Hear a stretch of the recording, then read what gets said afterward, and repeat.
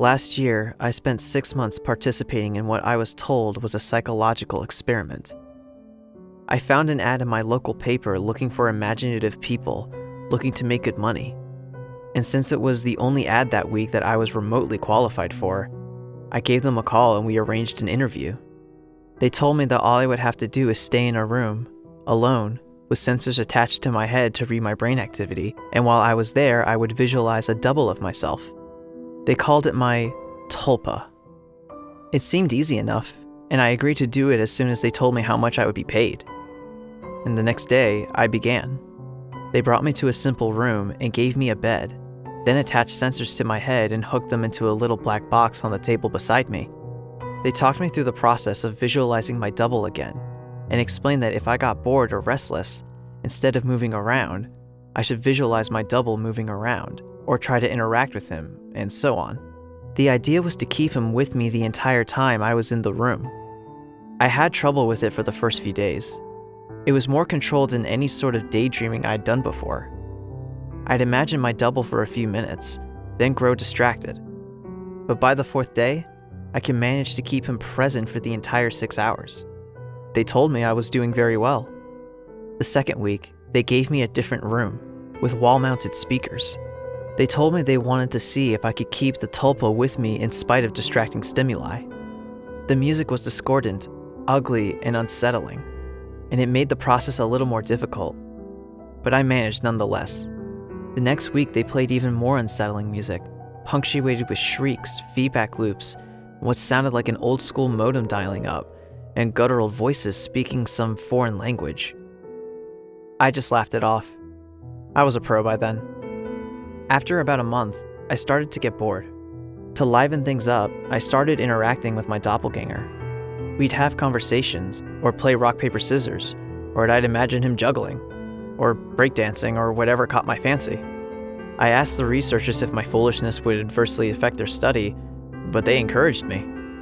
So we played and communicated, and that was fun for a while. And then it got a little strange. I was telling him about my first date one day, and he corrected me. I said my date was wearing a yellow top, and he told me it was a green one. I thought about it for a second and realized he was right.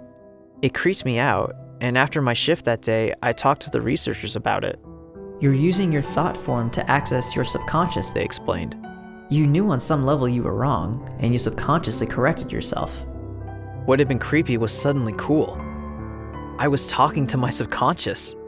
It took some practice, but I found I could question my Tulpa and access all sorts of memories. I could make it quote whole pages of books I'd read once, years before, or things I was taught and immediately forgot in high school. It was awesome. That was around the time I started calling up my double outside of the research center. Not often at first, but I was so used to imagining him by now that it almost seemed odd not to see him. So whenever I was bored, I'd visualize my double. Eventually, I started to do it almost all the time. It was amusing to take him along, like an invisible friend.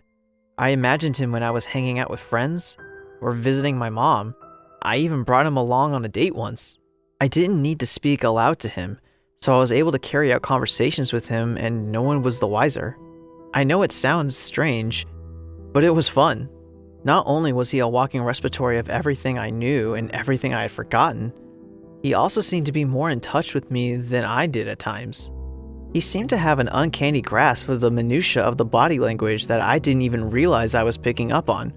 For example, I thought the date I brought him along on was going badly, but he pointed out that she was laughing a little too hard at my jokes and leaning in toward me as I spoke, and a bunch of other subtle clues I wasn't consciously picking up on. I listened, and let's just say that date went very well. By the time I had been with the research center for 4 months, he was with me constantly. The researchers approached me one day after my shift and asked if I had stopped visualizing him. I denied it, and they seemed pleased. I silently asked my double if he knew what prompted that, but he just shrugged it off. So did I. I withdrew a little from the world at that point. I was having trouble relating to people. It seemed to me that they were so confused and unsure of themselves, while I had a manifestation of myself to confer with. It had made socializing awkward.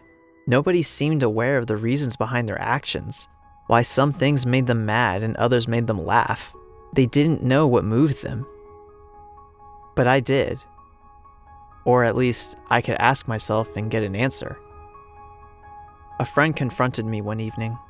He pounded at the door until I answered it, and came in fuming and swearing up a storm. You haven't answered when I called you in fucking weeks, you dick. He yelled. What's your fucking problem? I was about to apologize to him, and promptly would have offered to hit the bars with him that night. But my tulpa grew suddenly furious. Hit him, It said, and before I knew what I was doing, I had. I heard his nose break. He fell to the floor and came up swinging, and we beat each other up and down my apartment. I was more furious than I had ever been, and I was not merciful. I knocked him to the ground and gave him 2 savage kicks to the ribs, and that's when he fled, hunched over and sobbing. The police were by a few minutes later, but I told them that he had been the instigator, and since he wasn't around to refute me, they let me off with a warning. My tulpa was grinning the entire time. We spent the night crowing about my victory and sneering over how badly I had beaten my friend. It wasn't until the next morning, when I was checking out my black eye and cut lip in the mirror, that I remembered what had set me off. My double was the one who'd grown furious, not me.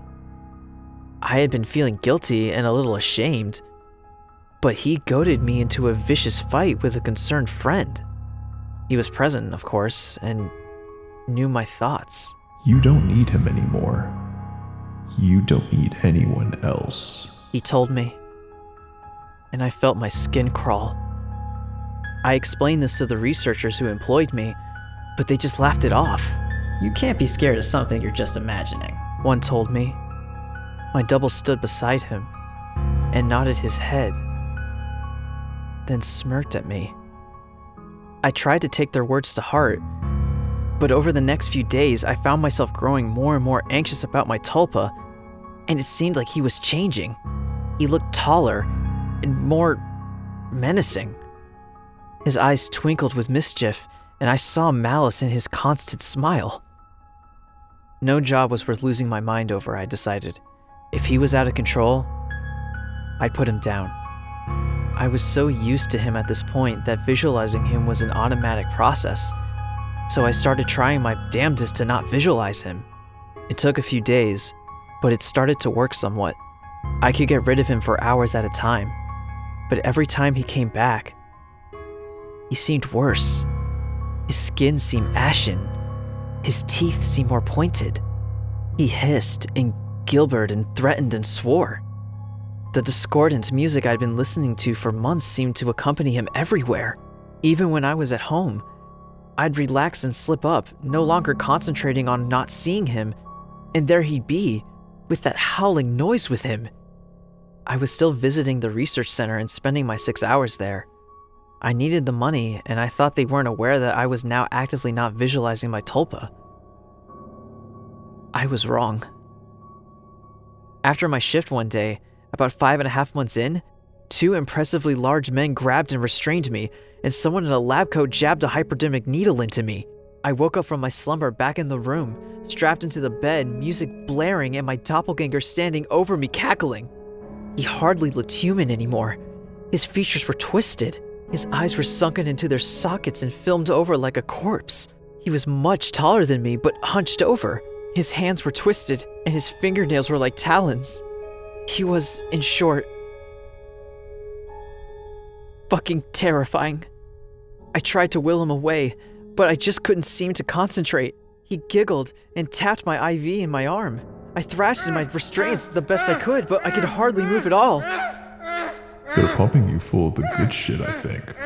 How's the mind? All fuzzy? He leaned in closer and closer as he spoke. I gagged. His breath smelled like spoiled meat. I tried to focus, but I couldn't banish him.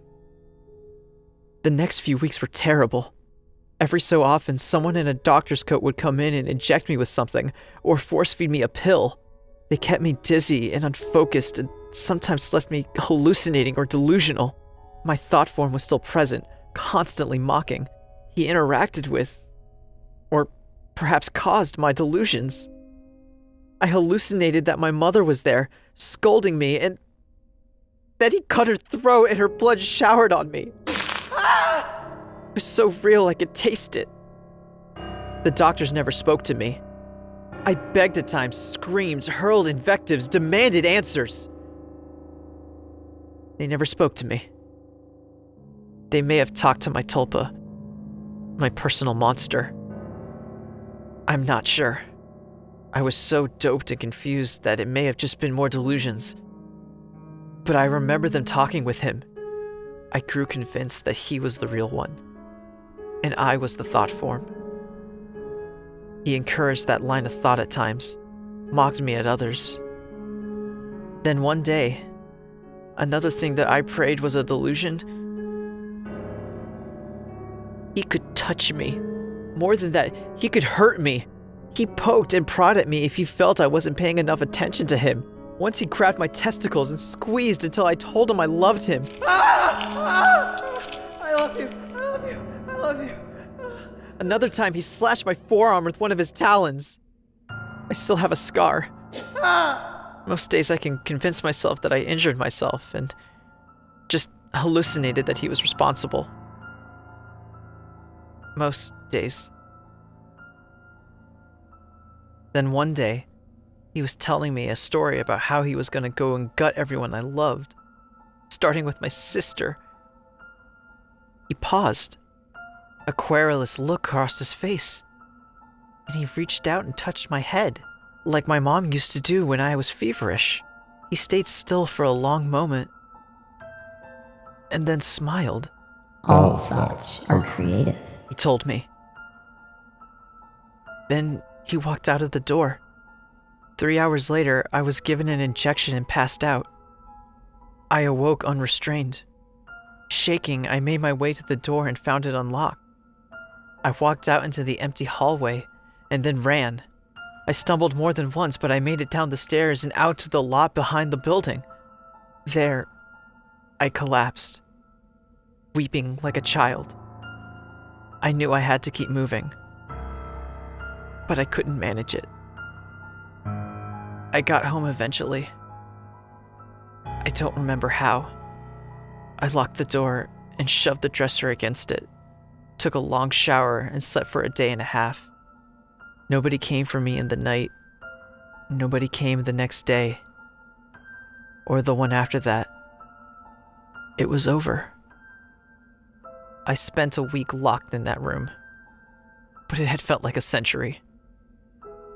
I'd withdrawn so much from my life beforehand that nobody had even known I was missing.